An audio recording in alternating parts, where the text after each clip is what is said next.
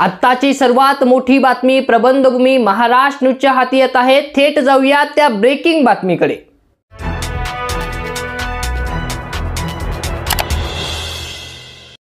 मालेगाव शहरातून आत्ताची सर्वात मोठी बातमी प्रबंधभूमी महाराष्ट्र न्यूजच्या हाती लागत आहे।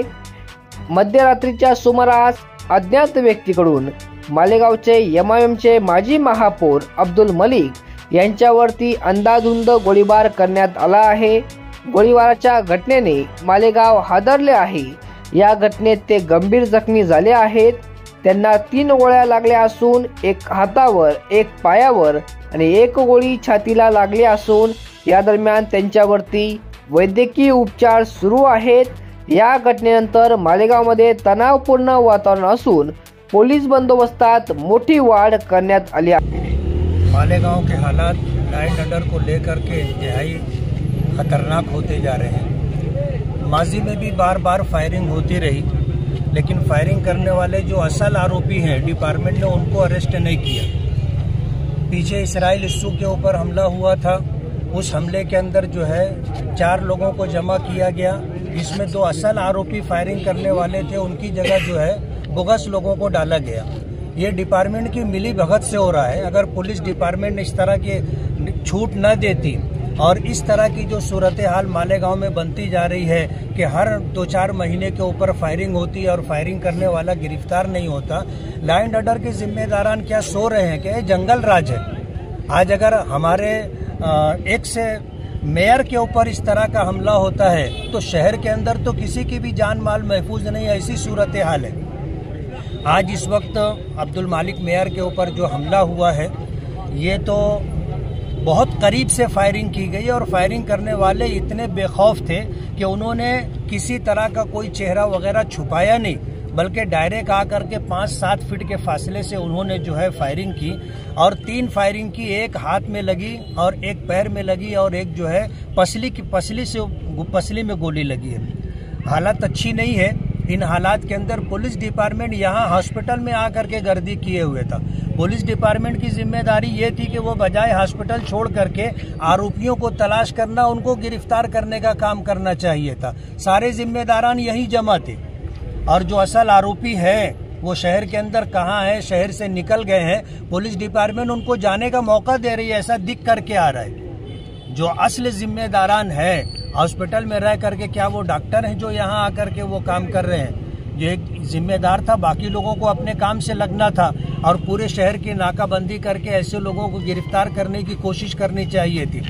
मालेगांव शहर के अंदर इस तरह की जो सूरत हाल हो रही है, हम डिपार्टमेंट से इंतहाई नाराज हैं और उनके लॉ एंड ऑर्डर के ऊपर गिरफ्त कमजोर होने की वजह से हम उसका निषेध करते और मजम्मत करते हैं।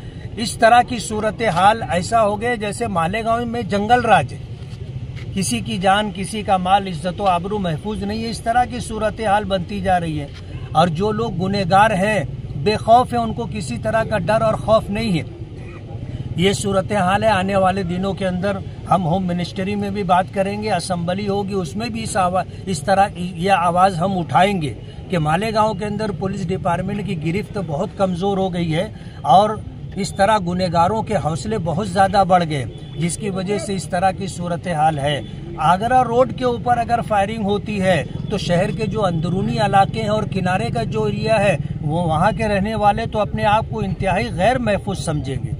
इसलिए मालेगांव की तरफ से हम इस मामले की जो है डिपार्टमेंट की मजम्मत और निषेध करते हैं और असल आरोपी अगर गिरफ्तार नहीं होते हैं सुबह तक, तो उस सिलसिले के अंदर क्या करना है हम शहर के जिम्मेदारों से मशवरा करने के बाद अगला प्रोग्राम तय करेंगे। क्या ये सियासी रंजिश है? ये सियासी रंजिश है या फिर अभी तो सूरत हाल क्या है कि यानी इंक्वायरी के बाद ही समझ में आएगी, लेकिन पिछले चंद दिनों से जिस तरह की आपस में जो है टॉकिंग हो रही थी, एक दूसरे से बातचीत हो रही थी, एक दूसरे के खिलाफ बोला जा रहा था, तो उससे ये साफ जाहिर होता है कि ये पॉलिटिकल और सियासी मसला है और इसी मामले में उसको टारगेट किया गया। कहाँ ले गए? नासिक लेकर के गए हैं। 3 गोली लगी है, एक पसली में लगी है और एक जो है पैर में है। पैर 3 जगह से हड्डी फ्रैक्चर हो गई है और गोली जो है जोड़ के पास आकर के अटकी हुई है। एक गोली अंदर पसली के अंदर जाकर के अटकी हुई है और एक जो है यहाँ हाथ में लगने के बाद वो पास हो गई। डॉक्टरों से कुछ बातचीत तो आपकी हुई? डॉक्टरों से तो नहीं बात हुई, लेकिन जो लोग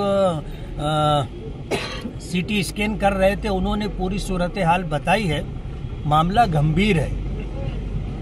ये अब्दुल मालिक जैसा जानदार आदमी था, तो वो मजबूत आदमी था, तो वो जो है हसास बसास बातचीत कर रहा है। हम तो ये चाहेंगे कि अल्लाह ताला उसको ज़िंदगी दे, हयाती दे, सेहत और तंदुरुस्ती दे। लेकिन ये कि अगर मालिक जैसे जानदार शख्स के पैर में गोली लगी है और 3 जगह से हड्डी फ्रैक्चर हो गई है, तो और कोई होता तो पता नहीं उसकी क्या हालत होती। ताज्या व महत्त्वाच्या बातम्या बघण्यासाठी प्ले स्टोअरवर जा, प्रबलभूमी ॲप डाउनलोड करा व या धावपळीच्या जीवनात अपडेट रहा।